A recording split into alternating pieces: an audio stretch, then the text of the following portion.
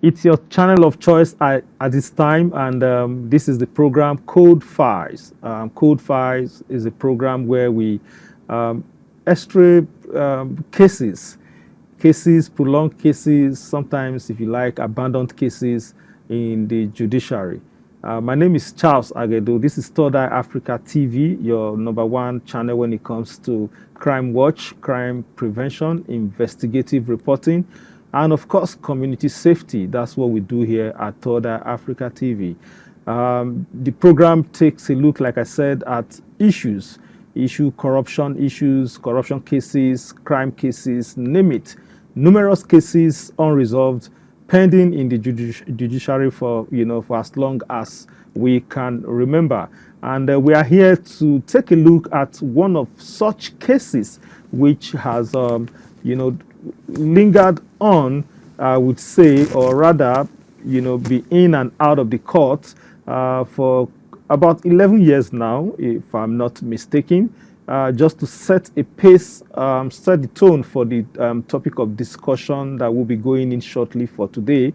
I would rather like to just take a pause here and do a little prologue of an overview of the case in question on Code Files today. When I get back from that break, I will be introducing to you a guest who is right here with me in the studio, a legal practitioner who will be joining me to do an overview of the case before us today. Please stay tuned. I will be right back. Stella Odua'S, a former Minister of Aviation in Nigeria, has faced various corruption allegations stemming from her time in office between 2011 and 2014. The charges brought against her by the federal government primarily relate to the alleged misappropriation and laundering of public funds totaling around 5 billion naira. The background of the charges centers on claims that Odua'S, alongside her co-defendants, one of her ex-aides, Gloria Odita, were alleged to have committed the offenses contained in the charge between January and February 2014 while she was in office. They are accused of the involvement in the alleged diversion of funds meant for aviation projects and procurement. Prosecutors alleged that these funds were siphoned through bogus contracts, inflated procurement processes, and were subsequently laundered using private companies and personal accounts. The case at the High Court in Maitama, Abuja, involved multiple counts, including conspiracy, money laundering, and criminal breach of trust. The two defendants pleaded not guilty when the charges was read to them. Shortly after their arraignment, Onyechi Ikpeazu SAN, who appeared for the ex-minister, and Wale Balogun SAN for the second defendant, applied for bail. Welcome from that short break, and I hope that prologue has set the pace for our conversation today on the program Code Files. And like I said, Code Files is your program of enlightenment and program that seeks to follow up on some of unresolved cases, lingering cases in our courts. And I won't be doing this alone as usual. With me in the studio, I have Ajibola Bello, who is a legal practitioner and the deputy managing partner, Law Corridor. It's a pleasure to have you with us on the program today. Thank you very much. Bello Ajibola, or Ajibola Bello, if I'm not mistaken. Ajibola. Yeah, I beg your pardon for that little mix-up. It's a pleasure to have you on the program today. I'm honored for the invite. Thank you so much. All right. If you followed me from that intro I did earlier, yes, I kind of used that to set the pace for our viewers to get abreast with the case in question today, which is involving the former Minister of Aviation, Stella Odua'S. And she was recently arraigned and also adjourned again. But let me quickly just do a little background of what I know about Stella Odua'S. She was a minister between 2011 and 2015. And there was, cases around her during that time, and somehow it was laid to rest, if I'm permitted to use that language. But now the federal government has arraigned Stella Odua'S over allegation bordering on corruption in the sum of 5 billion at the High Court of Federal Capital Territory in Maitama, Abuja. Please, can you give us an overview, like a breakdown of the charges against the former Minister of Aviation? So basically, like you laid down the foundation about the fact that there was an earlier, allegation of corruption sometime, I think 2013, 2014, and you used the word laid to rest. Well, perhaps maybe it was on a pause because they are back with her now. And the new charge against her is still bordering on corruption, criminal breach of trust. The first count, which of course usually starts with conspiracy because she's charged along with one Gloria, who happens to be her aide, I believe. So, I mean, conspiracy can be done by one person. So usually you need more than one person to have the crime of conspiracy to be sustained. And so the first count is basically about conspiracy to defraud, to commit corruption, to commit criminal breach of trust. Because as a public officer, yes, ideally you would carry out some transactions within the purview of your ministry.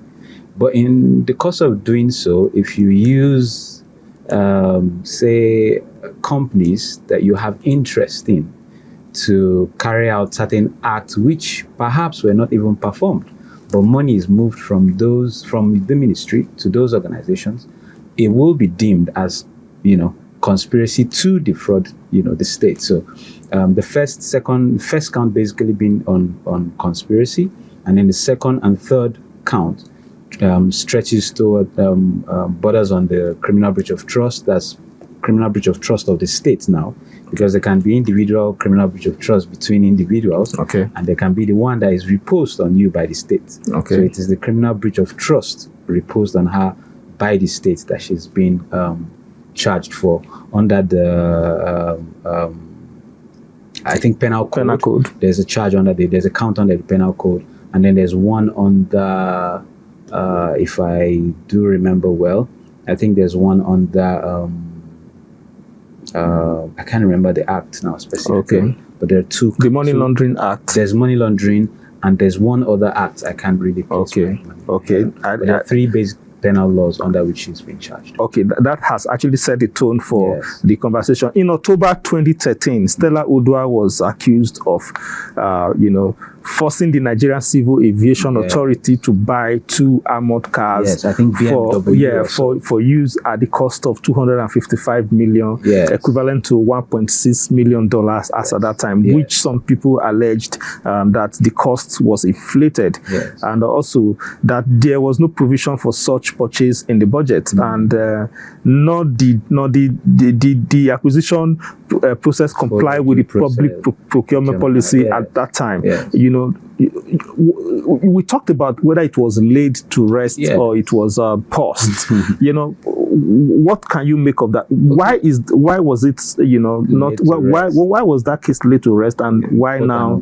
Yes. Okay, so that's the background. That's what started in 2013, 2014. It was so much of a noise. It was a buzz then that 2 armored cars were being purchased by the Ministry of Aviation for the minister, which she was then. But, it didn't start as a criminal trial in court. There was first a probe by the House of Representative Committee on Aviation. She was invited. Some other key persons were invited, PAMSEC, and, in the course of that investigation, it was apparently discovered that indeed due process wasn't followed.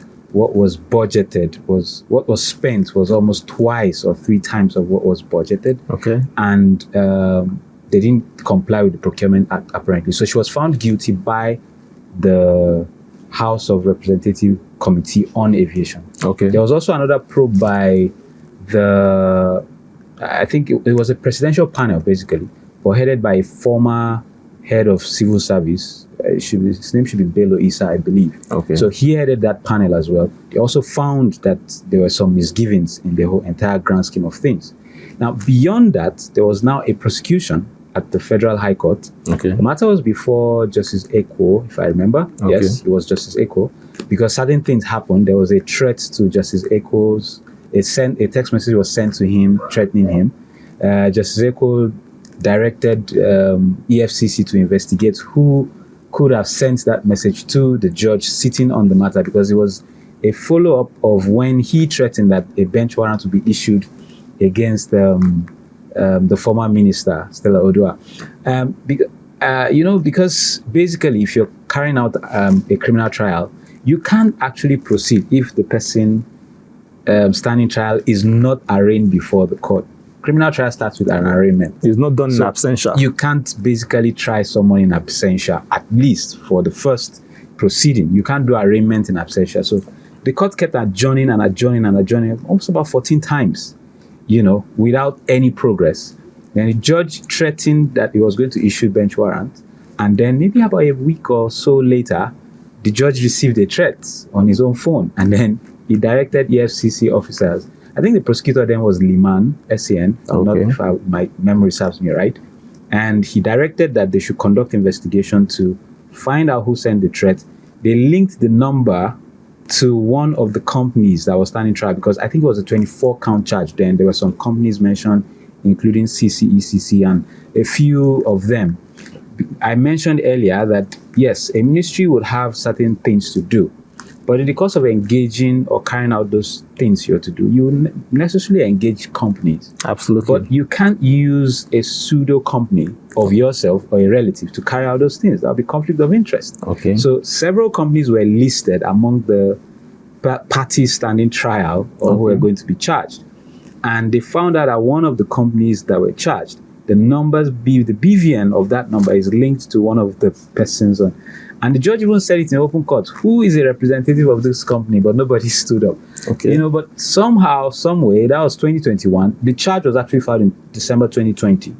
But it went on to 2021, several adjournments, nothing happened.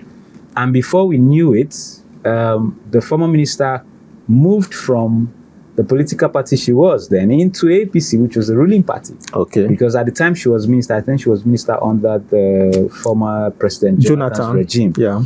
And she defected into APC, and apparently she became a serving senator, and we just didn't hear anything happen again. And the case was laid to It rest. was just,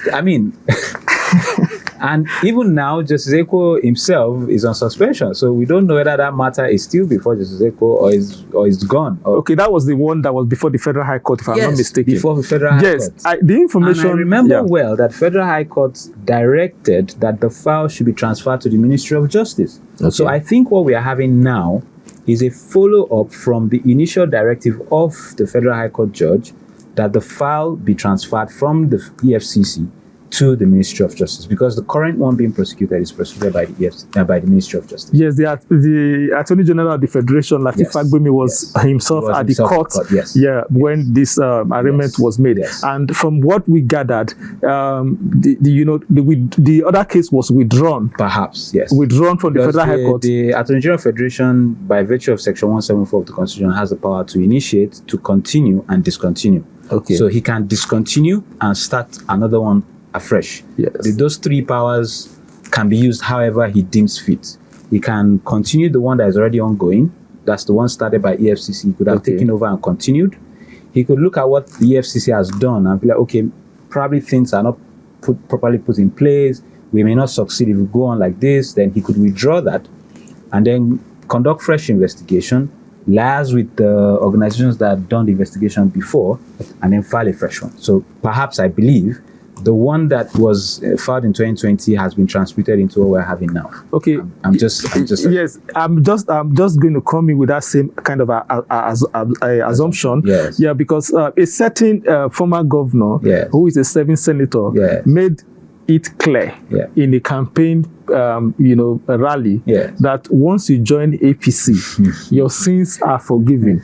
Could this be part of why, because at some point you want to ask that, why is it that we make so much noise and media trials in quotes Yes. about cases, Yeah. and at the end of the day, once that person in question defects, cross carpet and all of that, the case is kind of swept under the carpet, and that is what this program seeks to address. Yes. Prolonged cases that Yes. becomes cold files Yes. in our court. Yes, Now that's that the word, takes me cold files. that takes me to this very next question. As a legal practitioner, what can you say is responsible for many prolonged or sometimes abandoned and unresolved cases in our what make courts? criminal cases cold filed? That's the question. Now, there are several factors. Apparently, we just rubbed one on the surface right now about you cross Carpeting. Perhaps that's what played out in the case of Stella. But I mean, if we say that's what played out, she's now being prosecuted under the APC still. So Yes, but she cross carpeted under a different leadership of the APC. No, I get the narrative. Okay. Apparently when the serving senator made that statement, he didn't attribute who might be the head. Okay. Do you understand? So, you see, politicization in Nigeria is one of the core problems bedeviling our legal system. Okay. If you look at the cases that there is hardly consistency in, we have something called judicial precedence under the legal parlance. Okay. Judicial system means once something is dealt with, it lays down a foundation by which You can just make reference and pronounce a judgment. Similar narrative will be dealt with. Okay. So it creates like a format for which you do things. Okay.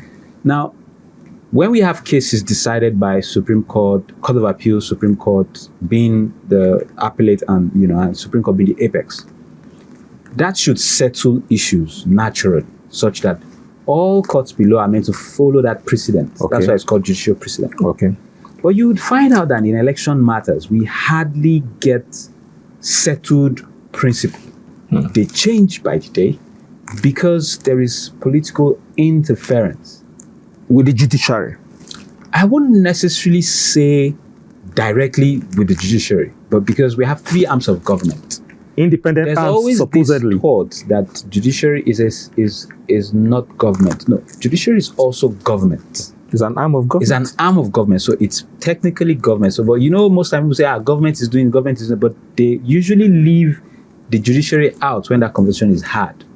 So there ought to be a synergy, rightly so, between the executive, legislature, and judiciary. Absolutely. There's also ought to be some separation. When powers. Baron de Montesquieu was talking about separation of powers, he himself reckoned with the fact that he's not cast in stone. So there will be overlap. Checks and There will balance. be overlaps, there will be checks and balances here and there.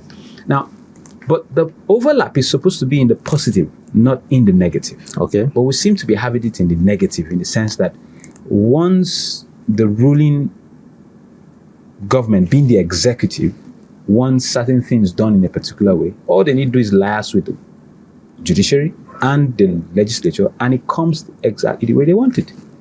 And you cannot now separate it. They're all then together at that moment.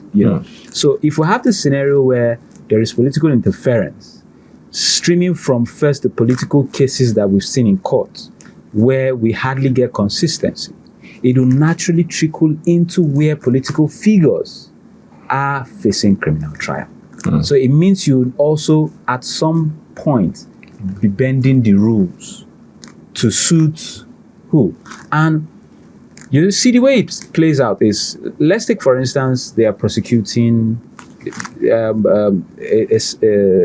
former governor, Chris Ngige, is just being prosecuted. Yeah. It could be that the state, the federal, might wants to genuinely prosecute him, or we could also quote and unquote deal with him. If we put it that way, all they need to do is to tell the chairman of the FCC to meet with the chief judge and to say we want a speedy trial in this matter to be concluded as quickly as possible. Or if a case has some sensitive nature to the populace, if you're prosecuting matters that affect maybe corruption within the Ministry of Power, for instance, that affect how we get electricity and all of that, which is affecting our daily lives, or you want to investigate corruption in the oil and gas sector, which you know is affecting everyone's daily life, you know Nigerians will be interested. So for those ones, you put it in the front burner, and then you tell the judiciary to fast track, speedy, and they'll get it done. Okay. Let's take a contrast as to what happened in the case of Nnamdi Kanu. I mean, that's not corruption case apparently, but let's just take a quick hint at that. Okay. The moment the matter left the former judge, the one that was asked to recuse herself, Justice Nyako, and came to Justice Omotosho, and Justice Omotosho was hell-bent on finishing the matter within time. Weekly arraignment. You saw how that case started and ended. Even when the defendant was trying to bring up delay tactics that delay the matter, the judge stood his ground and said, this is what is going to happen today and nothing else is going to happen. Judgment will be delivered on this date, and judgment was delivered on that date. So it tells you that if the state want to be very serious about pursuing, as long as there is no political alliance in a way that could clog the administration of justice or the wheels of justice, it can be done. It can be done. So political interference is like the major one. There are several other factors. I mean, all animals are equal, but some are more equal than others, right? The fact that we're pursuing criminal cases should not, corruption cases should not, take our sight off the fact that there are over 80% of awaiting trials. Okay. In our court system. Okay. I think about 2023. Yeah. The chairman of National Human Rights Commission said it that we have 80%. The former chap there, or the former is that we have 80% of the cases that we have in our prisons, they are waiting trials. So those cases are there waiting to be determined. Some of them have even stayed longer in prison than the actual sentence that they are going to get when they eventually are found guilty, if they get found guilty. So this should tell us that we need to do so much, not necessarily because of those who are standing for corruption trial cases and all of that, but if you're going to deal with criminal administration, you must do it holistically. Some court systems are, belabored by the fact that you have to do a mixture of hearing civil and criminal cases every time. So maybe it's high time we're going to have designated criminal courts where it will be only criminal matters that will be hearing in those courts. So if we have High Court of FCT, Criminal Division, High Court of FCT, Civil Division, if we have that, that'll be excellent. Okay, so it's you are kind of advocating in advance. Yeah. Maybe you have it in mind to ask me those things. Yes, I do. In looking at the issue, my mind is already even tilting towards how... So are we going to be having separate court for corruption trials as well? It could work. So in your criminal division, if you have a criminal division of the High Court of FCT, you then now have section. What we have currently on ground is to have judges named for specific matters. So if you look at the list of High Court judges, they have some of them that in front of their names, you see EFCC, SBM, Social and Domestic Violence, SDV, ICPC. So they have some courts that have already been designated that once EFCC is trying to prosecute a case, okay, either of those judges will be the one that the matters will be assigned to. But that doesn't solve it in its entirety, because that judge that you're assigning those matters to, what are the perimeter within which you check if these cases are good to go in her court or his court that will be dealt with timeously? Okay. Have you checked the docket the judge has? What's the number of civil cases the judge has? How many times does the judge sit within? What are other engagements that the judges will be involved in within a calendar year that will make the case concluded within, a certain time? So these are just some of the, perimeters that we can use, or yardstick we can use to determine how we design the courts to deal with criminal cases. So in the grand scheme of things, if you first have a division called the Criminal Division of the High Court, with maybe 10 courts designated purely for handling criminal matters. Okay. The judges there are also specialized in handling criminal matters. Okay. Fine and good when we're trained as lawyers and trained as judges, you're trained to be holistic, to be an advocate on Supreme Court of Nigeria, or solicitor and advocate of Supreme Court of Nigeria. But in order to get results faster, specializing is a way to go. Starting by creating a section of the High Court that are going to be 10 courts that you know are handling criminal matters. Then, in those 10 courts, you now designate 3 of them are going to be handling corruption-related cases, cybercrime cases. Then you now have it in those sections. So you know that because you're handling cybercrime cases, your mind is focused on handling this. They can always be shoveling because it may not be good for the judge to be dormant, dealing with only criminal matters throughout his career. So you can, after 5 years of serving as a judge in criminal, you can move the judge to the civil, move some of them from civil to criminal as well. So if they're not permanently there, it also saves or reduces the chances that they will become corrupted themselves. Or influenced by politicians. Because the moment they stay there too permanently, you can easily be influenced. Let's appoint a judge. Let's appoint a judge into this place that we can go and use when we know. So the moment you have an administrative system that does not give permanence, it removes and eliminates or reduces the chances of corruption as well within the system. Okay, if you have just joined us, I think you have just missed some very interesting moments I've had with the legal experts with me in the studio talking about Ajibola Bello. In the last 20 minutes or thereabout, we've been doing an overview of the case before the FCT High Court regarding the corruption charges against one of the former minister of aviation between 2011 and 2015, talking about Stella Odua'S, who has just recently been arraigned before the FCT High Court on corruption charges. And at this point, we'll just do a quick pause, take a short break, and we'll come back and do a part 2 of this conversation with our legal practitioner in the studio talking about Ajibola Bello, who is the Deputy Managing Partner, Law Corridors. Don't go away. I'll be back shortly. I report. Have you ever witnessed a crime or suspicious activity around you? Don't stay silent. Take action. You can now report crimes easily by sending videos to us on iReport. Record a video and a brief narration of the incident with the location and send to 0701 372 8007 on WhatsApp only. Your action could help save a life or stop a crime in progress. Stay alert, stay safe, be the voice, take a stand. iReport, only on Third Eye Africa.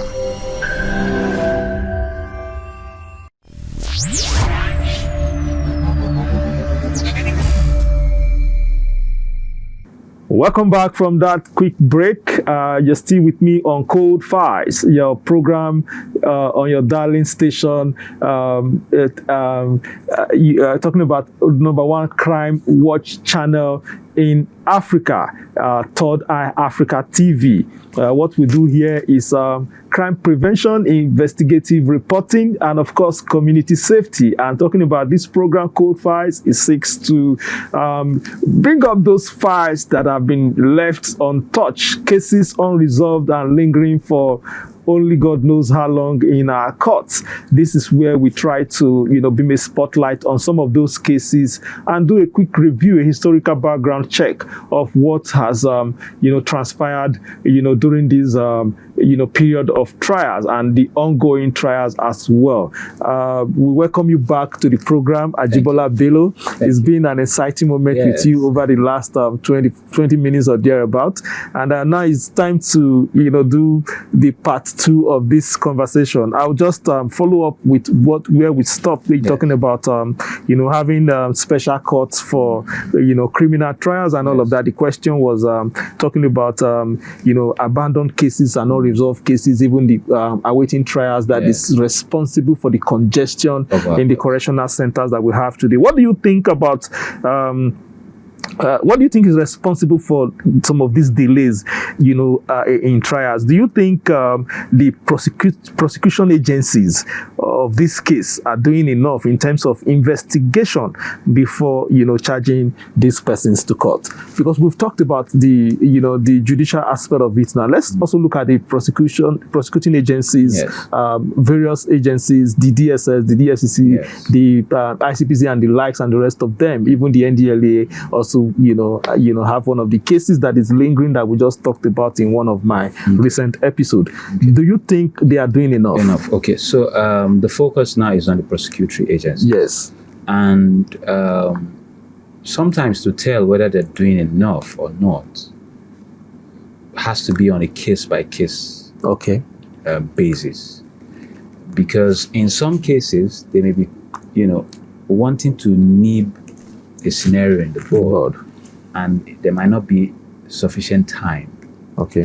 Some scenarios, you find out that it might just, if it's not a case of personal vendetta, if it's not political victimization or just opponent oppression, if it's not those scenarios, if it's a genuine narrative of where the prosecutory bodies genuinely want to prosecute, I believe they usually do enough.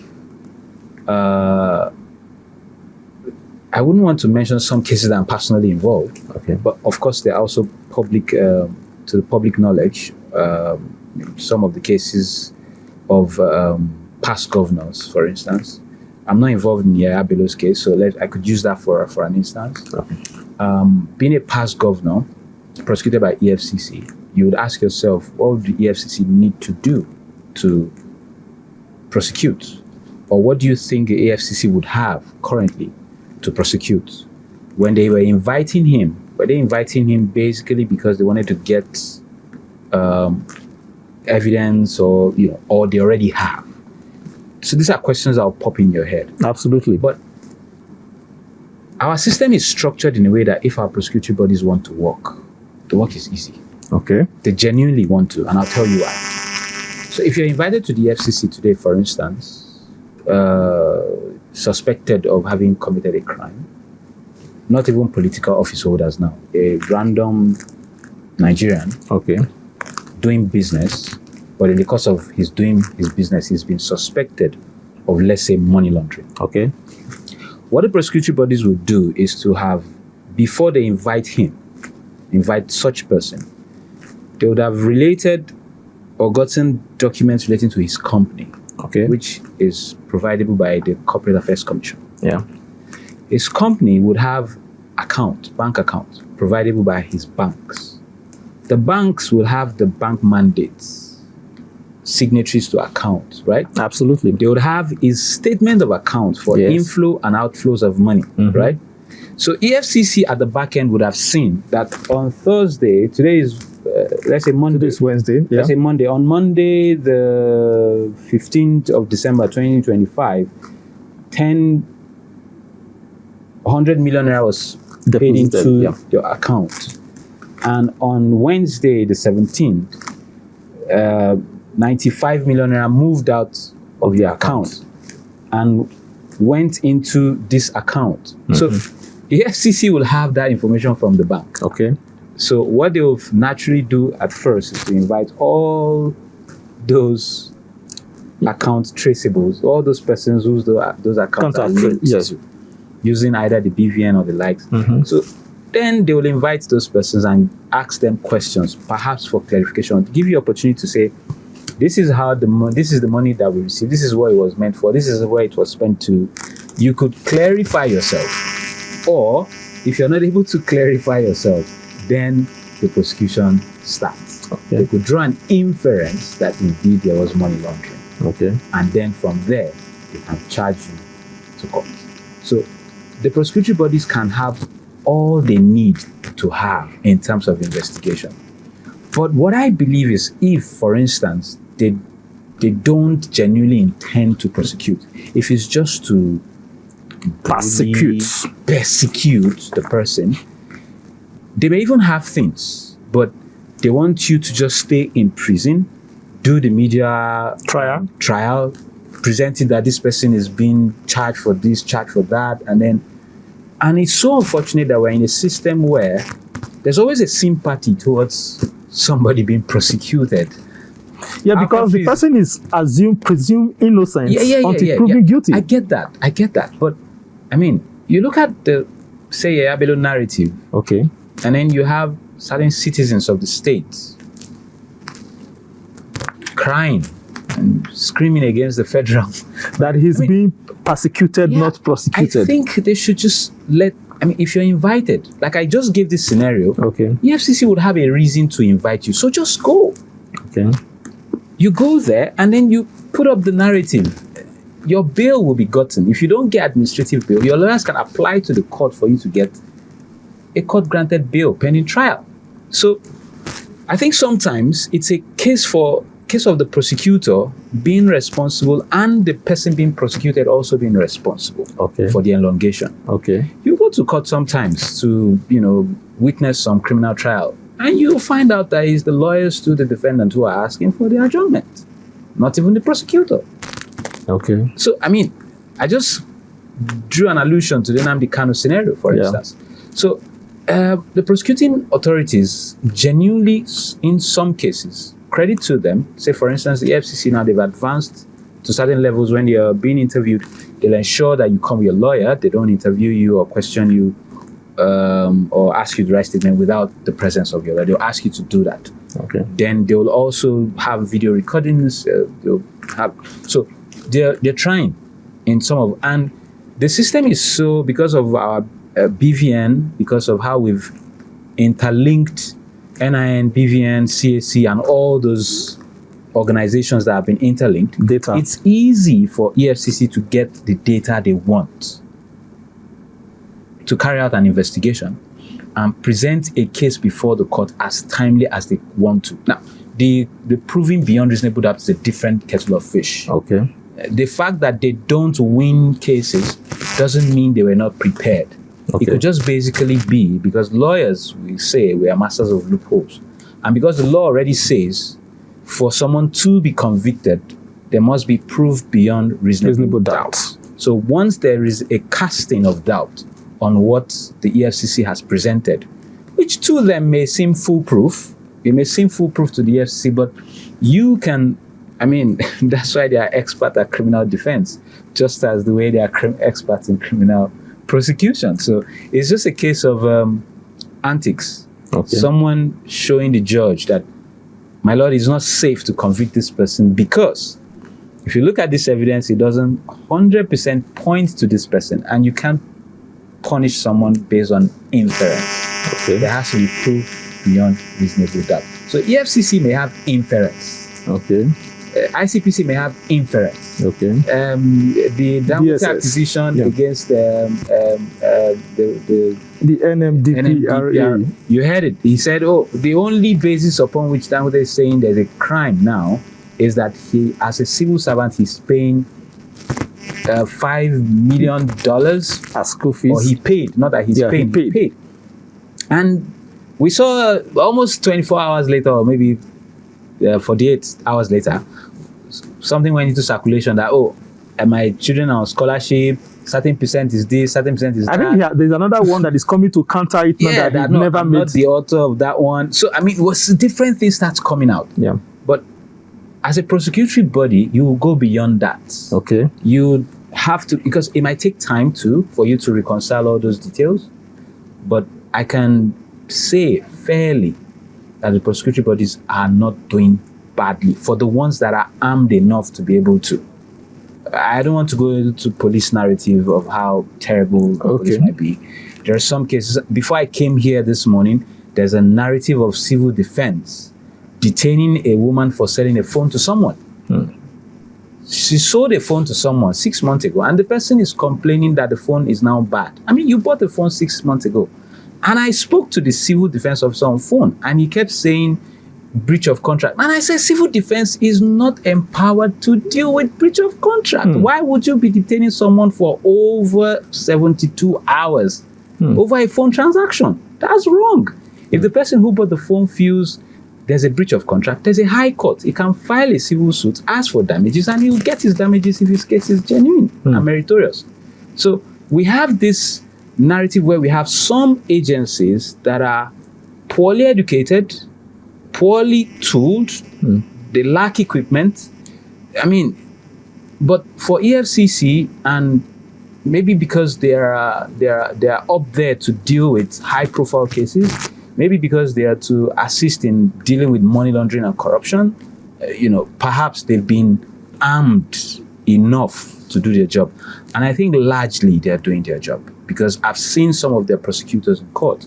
I've seen how they present cases, and I see how they are dedicated into prosecuting. So I'll, for today, give some sort of credit to the EFCC for what they're doing. Yeah, I'm happy you are using the EFCC as a shining example. Yes, but I'm also telling other agencies, yes, I don't know why. And those are the ones that affect the most number of the masses. So that's why we keep having awaiting trial in court. The awaiting trial are not the high-profile people.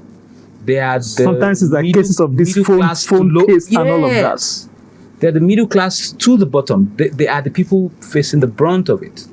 Because EFCC will not prosecute someone stole phone and is missing. They won't. It's not there. It's not within. So, and that's why you're thinking having a special so whatever court. they're doing for the EFCC that is working, that makes them prosecutorially efficient, they should replicate it for other agencies, especially the police, so that the police doesn't have to wait for you to, give them money to go and arrest someone who is culpable or presumably culpable. So, I mean, those are just some of the issues around. Prosecution is just terrible on one side, but it's also commendable on one side. So what will you be recommending? We're gradually winding up now on the way forward in terms of dispensation of justice in Nigeria. Okay, so dispensation of justice is a responsibility of so many facets. The judges play a role, the prosecutory body play a role, the lawyers play some sort of role. I'm a lawyer, so I know when some of our antics are in use, where, you have a client, you've gotten the client on bail, and from that moment on, you just don't want the case to go on for one reason or the other. I've been in court where the prosecutor is practically telling the court that I'm the prosecutor, I'm supposed to be the one delaying, but it's surprising that the defendant is delaying. The Administration of Criminal Justice Acts have done some good. It's just a case of implementation that has always been our problem in the country. Some provisions in the ACJA are quite commendable. You have Section 306, for instance, that says when a criminal trial is going on, the judge should not entertain an application for stay of proceedings. Because what used to happen then is when somebody is tried, the judge refuses to admit a document, or no, you're contending that a document should not be admitted, and the judge admits it. Okay. You run to the Court of Appeal, file an application challenging the ruling of the court admitting that document. Then you file an application downstairs telling the court to stay proceedings while the Court of Appeal is entertaining that. Yeah. For 2 years, the Court of Appeal may not be done with the ruling. So the trial is there. Substantive case is still holding, is there, standing and suspended. And then when you come back, you file another application. So you find out a trial can go on for 10 years or more if you're not careful. But the ACJA nipped that on the board by saying the judge should not entertain any application for stay of proceedings. Even application containing jurisdiction, the judge should take it along and deliver composite judgment. All of this is with the intent that our criminal administration should be promptly dispensed with. Although there's a narrative that justice rushed is justice crushed, and justice delayed is justice denied. So you want to balance these two, put the two under a fine pedestal, and ensure that there's an even, but whatever is bedeviling our criminal justice system is a general narrative of what's bedeviling our legal system. In 2018, I published a textbook, Modern Nigerian Legal System. Okay. It was the second edition was published last year, 2024. And I think page 152 or page 156 of that book, I sort of highlighted some of the problems affecting the Nigerian legal system. One of them is delay in delivery of justice. Okay. And in recommending solutions, as far back as 2018, in recommending solutions for addressing delay in delivery of justice, one of the things I put there, especially for corruption-related cases, which is what you brought me here for, is to design the specialized courts. I've already made this recommendation like over 7 years ago. Wow. And I was elated when I saw that the FCT High Court started designating their judges, the EFCC judges. And so if you look at their list of judges, you see maybe about 7, 8, or 10 of them tagged as EFCC, ICPC judges, right? But I mentioned earlier that we need to advance from that now. We need to have FCT High Court Division headed criminal division. That way, the police can take all those people in awaiting trial there. We can decongest our prison. I even recommended there that if you employ more judges, you don't need all your judges to come and sit down at 9 a.m. in the morning. If we currently have 50 judges, let's employ 100. Let some work morning shift, others work afternoon shift. So a judge can sit down at home and write ruling in the morning, write review files, and by 2 o'clock you go to court and have your sitting. Lawyers to get more engaged. The prosecutory bodies to get more results. That way you can, and I know they usually go to prisons. The judges have days they are assigned to go to prisons to decongest. But the prisons are still congested. They'll even get there, they'll do bail, they'll take some people on bail, or grant some people bail while they're in prison. But there'll be nobody who will go to the prison to go and meet the bail terms. So technically, they've not been granted bail. They'll just be there. So, I mean, these are some of the core issues that are bedeviling our criminal administration system. But for corruption cases, there's the CCB, right? Code of Conduct Bureau. I think it was still in as far back as 2016 when I was maybe about a year or two call. I did a critique. It was after Saraki's ceremonial issue with the CCB. They were contending whether the CCB chairman is even fit to be the one handling such cases, whether the CCB is a superior court or an inferior. All of those questions, till today, they haven't been resolved. The provisions of the CCB in the Constitution is still there the way it is. It hasn't been amended. So the CCB is technically dormant, and that's where Dangote is referring that the NMDPR should be taken to. But I mean, if he goes there, we'll be back at what all the things Saraki's lawyers were raising back then in 2016, 2014-15.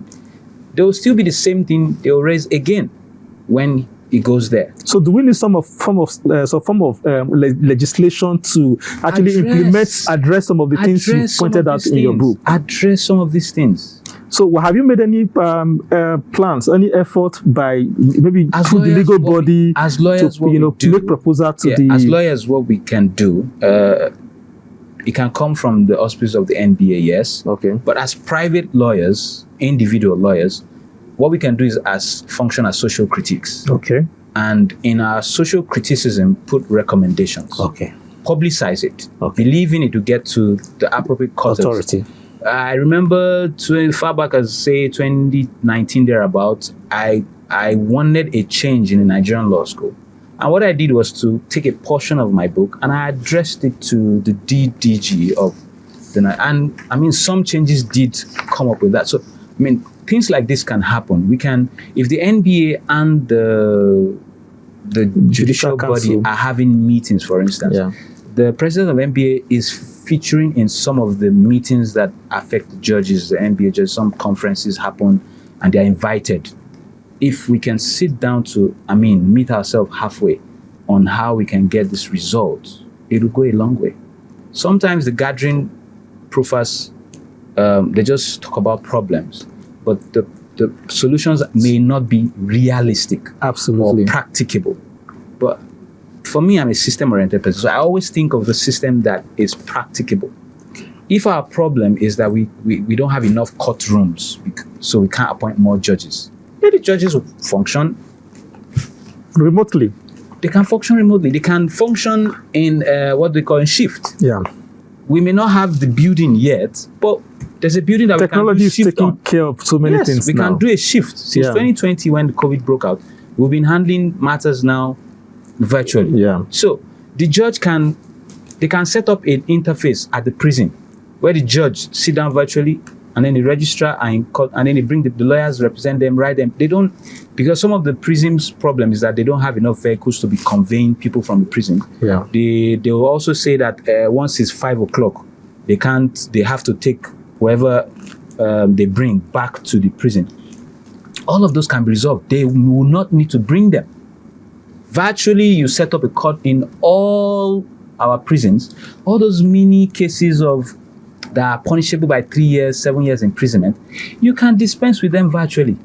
Okay. All right. I think this conversation, for the sake of time, Yes. I'll just let us end it here for now, for today. And I'm having a feeling that I will likely bring you back very soon to really look at this issue of reforms in our judicial sector, holistic reform, with reference to some of the recommendations you have made in your past publication. At this point, I want to sincerely thank you, Ajibola Bello, who is a deputy managing partner at the Law Corridor, and he's also an author. I just found out that now during the course of our conversation, and a legal practitioner who has joined me in the last 50 minutes or thereabouts, to focus on one of the lingering trials in our court involving the former aviation minister, Stella Odua'S.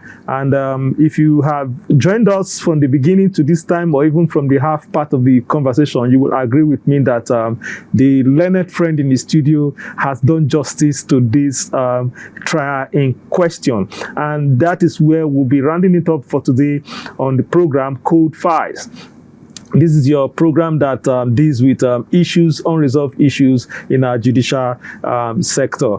And of course, Third Eye Africa TV is the channel, your channel of choice, the #1 crime watch channel in Africa. And this is where I'll be calling it a date on the program today. My name is Charles Agedo. Keep watching Third Eye Africa TV.